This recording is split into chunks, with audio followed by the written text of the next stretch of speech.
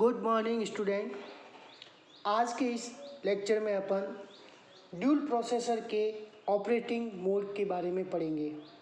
Last lecture में अपन ने store program control के ऑर्गेनाइजेशन मेथड के बारे में पढ़ा था कि उनको दो प्रकार से ऑर्गेनाइज किया जा सकता है। पहला था सेंट्रलाइज और दूसरा था डिस्ट्रीब्यूटेड।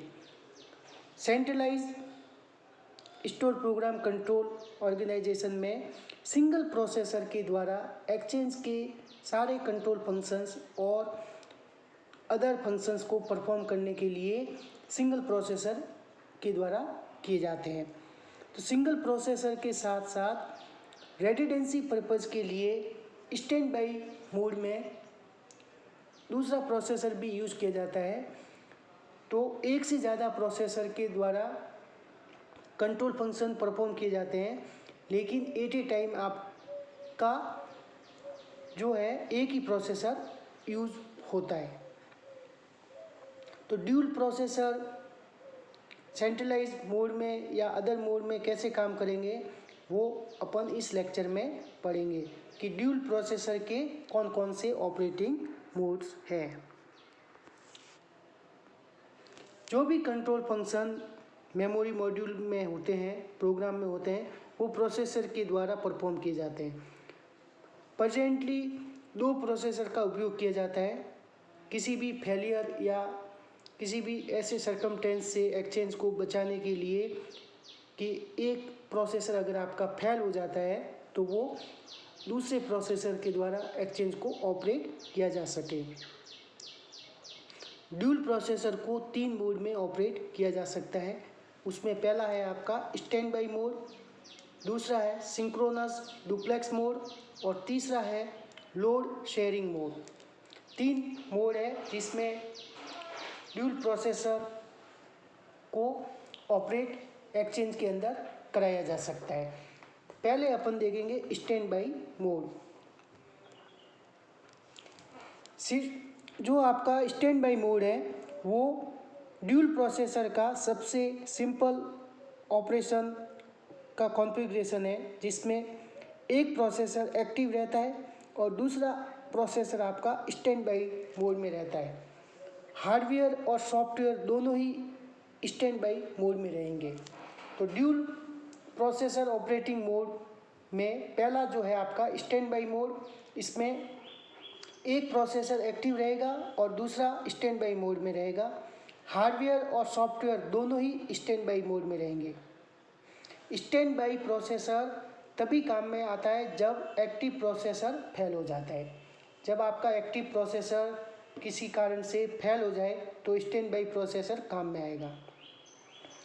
अब स्टैंड बाई प्रोसेसर की ये एबिलिटी होनी चाहिए कि जब एक्टिव मोड में आए या कंट्रोल्स का ट्रांसफ़र हो तब एक्सचेंज सिस्टम की स्टेटस को रिकॉन्स्टिट्यूट कर सके या ये पता लगा सके कि कौन से सब्सक्राइबर या ट्रंक बिजी या फ्री है, कौन से पाथ स्विचिंग नेटवर्क से कनेक्टेड है। यहाँ पे मीनिंग ये है कि जब भी स्टैंड बाई प्रोसेसर काम में आएगा, जब काम में लिया जाएगा जब आपका रनिंग या एक्टिव प्रोसेसर फेल हो जाता है। तो जब भी एक्टिव प्रोसेसर फेल होगा स्टैंड बाई प्रोसेसर काम में लिया जाएगा। उस केस में स्टैंड बाई प्रोसेसर की ये एबिलिटी होनी चाहिए कि जब भी वो एक्टिव मोड में आता है या कंट्रोल का ट्रांसफ़र किया जाता है तब एक्सचेंज के द्वारा सिस्टम की स्टेट को वो रिकॉन्स्टिट्यूट कर सके या ये पता लगा सके कि फेलियर के दौरान या फेलियर से कुछ सेकंड पहले तक कौन कौन से सब्सक्राइबर या ट्रंक लाइन बिजी थी या फ्री थी, कौन से पाथ स्विचिंग नेटवर्क से उस फेलियर के दौरान कनेक्टेड थे। स्मॉल एक्सचेंज में सभी छोटे सिग्नल की स्कैनिंग करके स्टैंड बाई प्रोसेसर को ऑपरेशन में लाया जाता है। जैसे ही स्टैंड बाई मोड ऑपरेशन में आता है सभी स्टेटस सिग्नल की स्कैनिंग की जाती है। जैसे ही आपका stand by mode processor operation में आएगा तो सबसे पहले वो स्टेट सिग्नल की स्कैनिंग की जाती है। तो इस प्रकार से इस तरह का जब मोड यूज़ किया जाता है तो केवल वही कॉल्स डिस्टर्ब होंगे जो एक्टिव प्रोसेसर के फेलियर के दौरान इस्टेब्लिश हुए थे। एक्टिव प्रोसेसर के फेलियर के दौरान जो कॉल इस्टेब्लिश हुए थे वही डिस्टर्ब होंगे। लार्ज एक्सचेंज में सभी स्टेटस सिग्नल को रीजनेबल टाइम में स्कैन करना संभव नहीं होता है, इसलिए इन एक्सचेंज में एक्टिव प्रोसेसर हर 5 सेकंड में एक्सचेंज की स्टेटस को सेकेंडरी स्टोरेज में कॉपी करता है। अपन ने अब दो प्रकार की बात की है कि स्मॉल एक्सचेंज में ये मोड कैसे ऑपरेट में आएगा और लार्ज एक्सचेंज में ये मोड कैसे ऑपरेट में आएगा। स्मॉल एक्सचेंज में जब भी फेलियर होगा तो स्टैंड बाई मोड का जो प्रोसेसर है वो ऑपरेशन में जैसे ही आएगा सभी स्टेटस सिग्नल्स को वो स्कैन करता है और केवल वही कॉल डिस्टर्ब होगी जो फेलियर के दौरान हुई है। अगर आपका एक्सचेंज लार्ज एक्सचेंज है, बहुत बड़ा एक्सचेंज है, उस केस में स्टेटस सिग्नल को रीजनेबल टाइम में स्कैन करना संभव नहीं होता है, इसलिए एक्सचेंज में एक्टिव प्रोसेसर जो भी एक्सचेंज के अंदर आपका एक्टिव प्रोसेसर है वो प्रत्येक 5 सेकंड में स्टेटस को सेकेंडरी स्टोरेज में कॉपी करता है। जब भी फेलियर होगा तब stand by processor secondary storage से सिस्टम स्टेटस को मोस्ट रिसेंट हो उसे अपडेट करके लोड करेगा, साथ ही ऑपरेशन को चालू रखता है। इस केस में केवल वही कॉल्स डिस्टर्ब होगी जो कि सिस्टम के लास्ट अपडेट और फेलियर के बीच इस्टेब्लिश हुए हो। यहाँ पे आपको एक डायग्राम दिखाया गया है। तो पहला जो ब्लॉक है एक्सचेंज एनवायरनमेंट, उसके साथ में लेफ्ट साइड में P1 प्रोसेसर कनेक्टेड है और राइट साइड में आपका P2 प्रोसेसर कनेक्टेड है। P1 प्रोसेसर है वो एक्टिव प्रोसेसर है और P2 प्रोसेसर है वो आपका स्टैंड बाई प्रोसेसर है और दोनों ही प्रोसेसर है वो सेकेंडरी स्टोरेज से जुड़े हुए हैं। P1 प्रोसेसर एक्टिव प्रोसेसर है जिसको डार्क लाइन द्वारा इंडिकेट किया गया है। P2 प्रोसेसर आपका स्टैंड बाई प्रोसेसर है जिसको डॉटेड लाइन से इंडिकेट किया गया है। स्मॉल एक्सचेंज के केस में जैसे ही P1 एक्टिव प्रोसेसर फेल होता है P2 आपका एक्टिव मोड में आएगा और वो सबसे पहले एक्सचेंज एनवायरनमेंट से स्कैनिंग के द्वारा स्टेटस को रिकंस्टिट्यूट करेगा with in A reasonable time में। तो उस केस में लॉस आपका जो होगा वो जो कॉल P1 प्रोसेसर के फेलियर के दौरान इस्टेब्लिश हुई है उन्हीं का लॉस होगा। लार्ज एक्सचेंज में P1 एक्टिव प्रोसेसर है और P2 आपका स्टैंड बाई प्रोसेसर है। तो P1 के द्वारा सेकेंडरी स्टोरेज में प्रत्येक 5 सेकंड में एक्सचेंज की स्टेटस को अपडेट किया जाता है।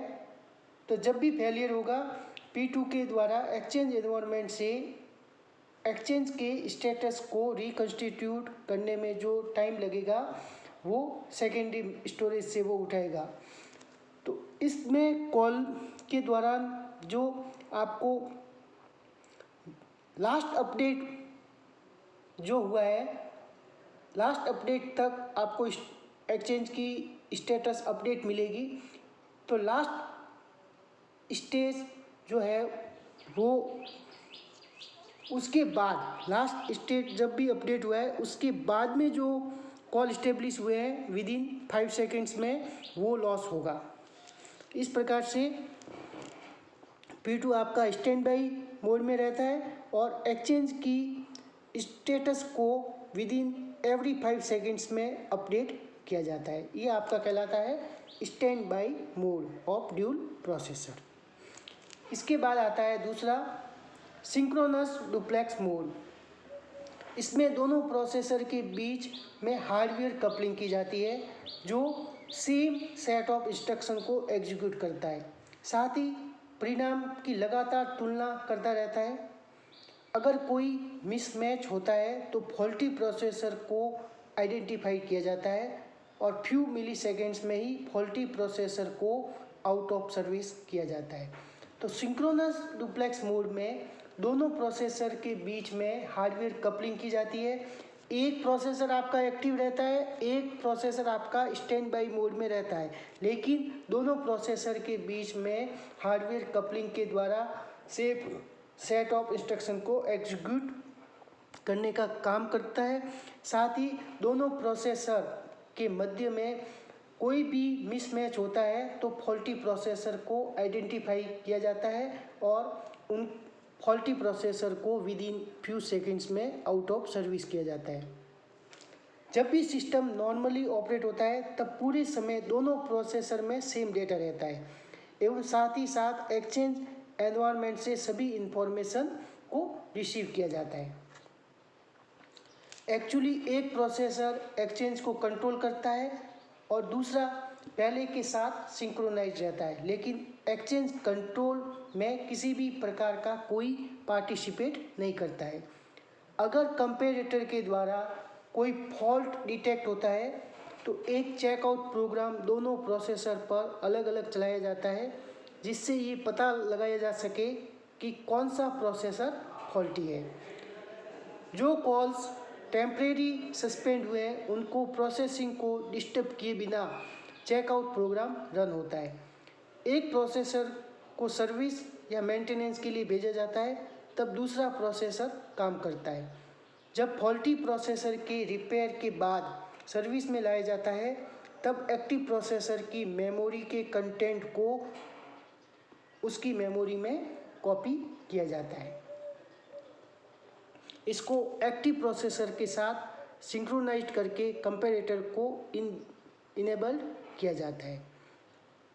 ट्रांजिएंट फेलियर के कारण भी कंपैरेटर फॉल्ट का आना संभव है, तो इस प्रकार के ट्रांजिएंट फेलियर के लिए एक चेकआउट प्रोग्राम रन करके भी इस फॉल्ट को फाइंड नहीं किया जा सकता। ये इसका डिसएडवांटेज है कि ट्रांजिएंट के कारण कोई फेलियर आता है तो वो फेलियर को चेकआउट प्रोग्राम रन करके भी पता नहीं किया जा सकता। अब डायग्राम में आप एक्सचेंज एनवायरनमेंट देख रहे हैं, उसमें P1 एक्टिव प्रोसेसर है, P2 आपका स्टैंड बाई मोड है या सिंक्रोनस मोड में काम कर रहा है, C जो है कंपेरेटर है जो P1 और P2 के कंपैरिजन का काम करता है, P1 एक्टिव प्रोसेसर है जो डार्क लाइन या हार्ड लाइन द्वारा शो किया गया है, P2 आपका सिंक्रोनस डुप्लेक्स मोड प्रोसेसर है जो at a time stand by में रहता है, लेकिन एक्सचेंज की सारी गतिविधि और एनवायरनमेंट को ये स्कैन करके रखता है, लेकिन फंक्शनिंग में किसी भी प्रकार का पार्टिसिपेट नहीं करता है। P1 के साथ मेमोरी जो M1 कंटेंट है वो M1 में रहता है और P2 प्रोसेसर से रिलेटेड प्रोग्राम्स और सेट ऑफ इंस्ट्रक्शन है वो M2 मेमोरी में रहते हैं। हर बार P1 और P2 का कंपेरेटर के द्वारा कंपैरिजन होता है। जब भी किसी भी प्रकार का फॉल्ट फाइंड होता है उस केस में चेकआउट प्रोग्राम के द्वारा ये पता किया जाता है कि आपका कौन सा प्रोसेसर फेलियर है, तो उस प्रोसेसर को सर्विस के लिए भेजा जाता है। उस दौरान सिंगल प्रोसेसर के द्वारा एक्सचेंज के सारे कंट्रोल फंक्शन परफॉर्म किए जाते हैं और जब रिपेयर होके आ जाता है तो उसको उसकी मेमोरी में जो एक्टिव प्रोसेसर है उसकी मेमोरी के कंटेंट को कॉपी किया जाता है। तो इस प्रकार के मोड में आपको फेलियर के दौरान जो सब्सक्राइबर लॉस है या जो कॉल इस्टेब्लिश हुई है उनको वो रिकन्स्टिट्यूट कर लेता है। सिंक्रोनस डुप्लेक्स मोड है, both processor execute same instruction रहते हैं, उनमें रिजल्ट को कंटिन्यूसली कंपेयर किया जाता है। ड्यूरिंग फॉल्ट कंपेरेटर रिजल्ट जो है मिसमैच होता है तो उससे अपने को फॉल्ट का पता चलता है। दोनों प्रोसेसर की मेमोरी में सेम डेटा रहता है, सेम इंफॉर्मेशन जो एक्सचेंज से मिल रही है वो सेम इंफॉर्मेशन दोनों प्रोसेसर और दोनों मेमोरी में रिसीव होती है। एक प्रोसेसर के द्वारा एक्चुअली एक्सचेंज को कंट्रोल किया जाता है और दूसरा जो प्रोसेसर है वो सिंक्रोनाइज रहता है पहले वाले के साथ, लेकिन कंट्रोल फंक्शन में किसी भी प्रकार का पार्टिसिपेट नहीं करता है। P1 और P2 ड्यूरिंग फॉल्ट जब भी ऑर्गेनाइज होगा प्रोसेसर P1 और प्रोसेसर P2 डीकपल्ड हो जाएंगे। चेकआउट प्रोग्राम के द्वारा इसका पता लगाया जाता है। कॉल प्रोसेसिंग जो है आपकी सस्पेंडेड रहती है ड्यूरिंग द डिस्टर्बेंस, लेकिन करंट कॉल को कोई डिस्टर्बेंस नहीं होता है। जो कॉल इस्टेब्लिश हो चुकी है वो कॉल्स रनिंग में रहती है।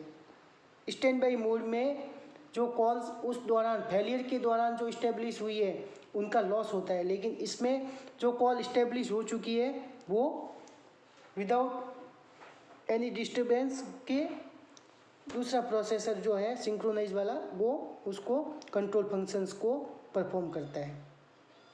जो भी सही प्रोसेसर है वो कंट्रोल्स को परफॉर्म करता है। Once required other processor copies content of active processor in its memory. Comparator is enabled, comparator को एनेबल्ड करके वापस से उसको सही मोड में लिया जाता है। ये आपका कहलाता है सिंक्रोनस डुप्लेक्स मोड। लास्ट जो मोड है ऑपरेटिंग मोड आपका वो है लोड शेयरिंग मोड। इस मोड में रैंडमली या प्री डिटरमाइंड ऑर्डर में किसी एक प्रोसेसर को कॉल हैंडल करने के लिए दिया जाता है, जो कि कॉल कंप्लीशन तक उसे हैंडल करता है। इसलिए दोनों प्रोसेसर एक साथ एक्टिव रहते हैं, लोड और रिसोर्सेज को डायनेमिकली हैंडल करते हैं। दोनों प्रोसेसर द्वारा पूरे एक्सचेंज एनवायरनमेंट को एक्सेस करने के लिए सेंस और कंट्रोल किया जाता है। प्रोसेसर के द्वारा कॉल्स को सेपरेटली हैंडल किया जाता है, इसलिए कॉल डेटा को टेम्परेरी स्टोर करने के लिए सेपरेट मेमोरी होती है। तो लोड शेयरिंग मोड में आप रैंडमाइज तरीके से या प्री डिटरमाइंड ऑर्डर में दोनों प्रोसेसर एक्टिव रहते हैं और कॉल हैंडल करने का जो काम है वो रैंडमाइज तरीके से पहले एक प्रोसेसर के द्वारा किया जाता है, जो कॉल कंप्लीशन तक उस कॉल को हैंडल करता है। इस प्रकार लोड शेयरिंग मोड में दोनों प्रोसेसर आपके एक्टिव रहते हैं, जो कि एक्सचेंज की लोड और रिसोर्सेज को डायनेमिकली हैंडल करते हैं।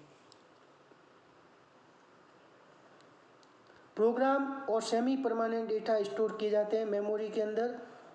दोनों प्रोसेसर इंटर एक्सचेंज लिंक के द्वारा कनेक्टेड होते हैं। दोनों प्रोसेसर को इंटर एक्सचेंज लिंक के द्वारा कनेक्टेड किया जाता है, जिससे कि वो कोऑर्डिनेशन और वेरीफाई स्टेट ऑफ हेल्थ के लिए इंफॉर्मेशन का एक्सचेंज कर सकें। दोनों प्रोसेसर को इंटर एक्सचेंज लिंक के द्वारा कनेक्टेड होते हैं, जो कि कोऑर्डिनेशन के लिए और वेरीफाई स्टेट ऑफ हेल्थ के लिए इंफॉर्मेशन का एक्सचेंज करते हैं। अगर इंफॉर्मेशन एक्सचेंज फेल होता है तो कोई एक प्रोसेसर द्वारा लोड लिया जाता है, साथ ही उन कॉल्स को भी पूरा करता है जो फेलिंग एक्सचेंज के द्वारा सेटअप हुई थी। तो वेरीफाई स्टेट ऑफ हेल्थ और इंटर एक्सचेंज लिंक का ये काम रहता है कि वो दोनों के बीच में कोऑर्डिनेशन रखता है। अगर इन इंफॉर्मेशन एक्सचेंज फेल होता है तो किसी एक प्रोसेसर के द्वारा पूरे एक्सचेंज का लोड लिया जाता है, साथ ही उन कॉल्स को भी वो पूरा करता है जो फेलिंग एक्सचेंज के द्वारा सेटअप की गई थी। दूसरे मोड में फेलिंग प्रोसेसर द्वारा सेटअप हुई कॉल्स भी फेल हो जाती थी, जैसे सिंक्रोनस मोड है। और स्टैंड बाई मोड में फेलिंग प्रोसेसर द्वारा जो भी कॉल सेटअप हुई थी वो फेल रहती थी, लेकिन लोड शेयरिंग मोड में फेलिंग प्रोसेस जो भी प्रोसेसर फेल हो रहा है उसकी कॉल्स को भी दूसरे प्रोसेसर द्वारा कंप्लीट किया जाता है। रिसोर्सेज को शेयर करने के लिए एक्सक्लूजन मैकेनिज्म का यूज़ किया जाता है। एक्सक्लूजन मैकेनिज्म का उपयोग किया जाता है जिससे दोनों प्रोसेसर एक ही समय में एक ही रिसोर्सेज का उपयोग न कर सके। मैकेनिज्म को सॉफ्टवेयर या हार्डवेयर और दोनों तरीक़ों से इम्प्लीमेंट किया जा सकता है। इसको कहते हैं एक्सक्लूजन डिवाइस।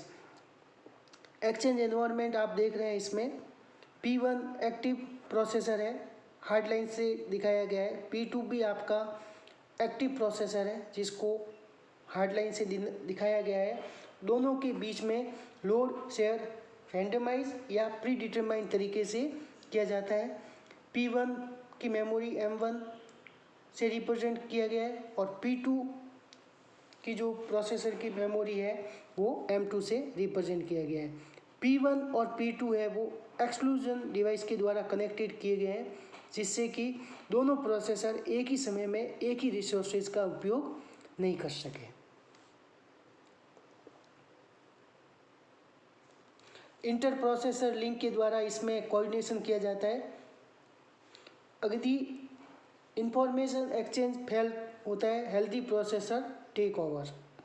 अगर इंफॉर्मेशन का एक्सचेंज फेल होता है तो हेल्दी प्रोसेसर के द्वारा एक्सचेंज को कंट्रोल किया जाता है।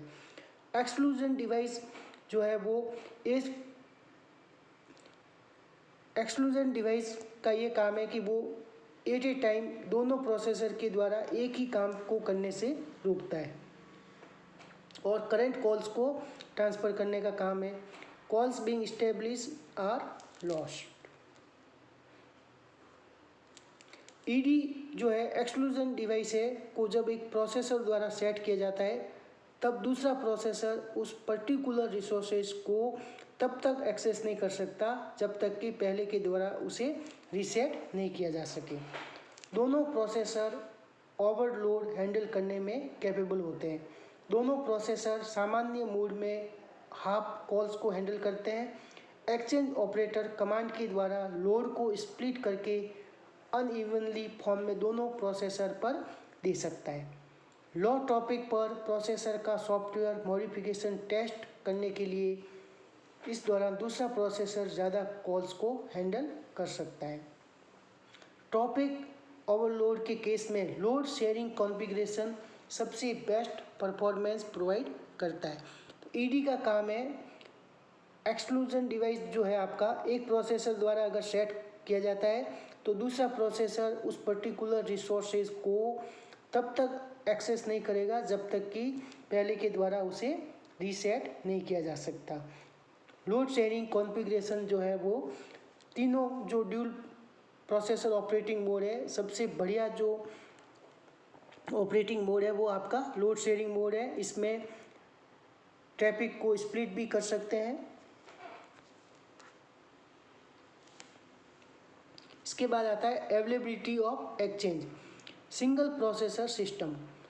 Most system use single processor system.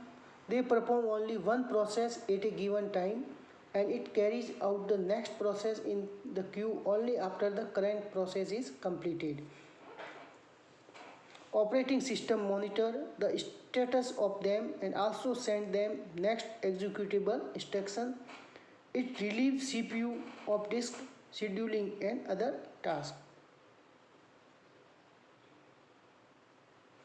It is suitable for general purpose computer as it can't run multiple process in parallel. General purpose computer के द्वारा मल्टीपल प्रोसेसेस को पैरेलल में रन नहीं कर सकते हैं। जो पैरेलल या मल्टीपल प्रोसेस को रन कर सकते हैं efficiently,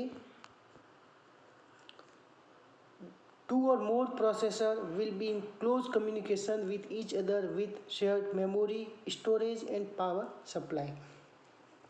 In these days, rather than using multi-processor system, people tend to buy single processor with multiple cores. This can be more efficient as internal on-chip communication is faster than communication between different processor.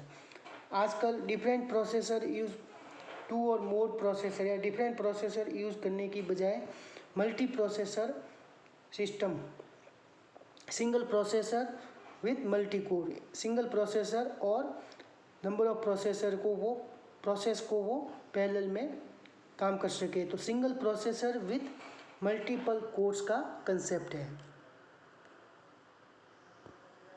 Multi core processor है वो less power use करता है then multiple single core processor. Main purpose है redundant का कि overall availability of system को increase किया जाए। A telephone exchange must show more और less continuous availability over a period of perhaps 30 और 40 years. Availability figure of single processor and dual processor system के हिसाब से the availability of single processor system को इस प्रकार से दिया जाता है। Availability of single processor system A is equal to MTBF divide by MTBF plus MTTR। यहाँ पे MTBF का मतलब है mean time between failure. Mean time between failure, जब आपका एक प्रोसेसर फेल हो जाता है और दूसरा एक्टिव में आता है वो time. Mean time to repair, mean time to repair होके पहला जो प्रोसेसर फॉल्ट हुआ है वो रिपेयर होके वापस कितने समय बाद एक्टिव में आता है वो टाइम, ये कहलाता है अवेलेबिलिटी फिगर। दूसरा है unavailability is given by U is equal to 1 minus ए।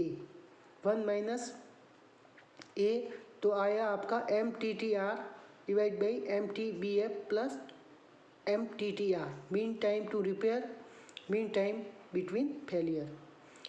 अब यदि इसमें मीन टाइम बिटवीन फेलियर जो है वो बहुत ज़्यादा है मीन टाइम टू रिपेयर के, तो ये फॉर्मूला आपका U हो जाएगा MTTR बाई MTBF। इस प्रकार से अवेलेबिलिटी और अनअवेलेबिलिटी फिगर को शो किया गया है। Thank you.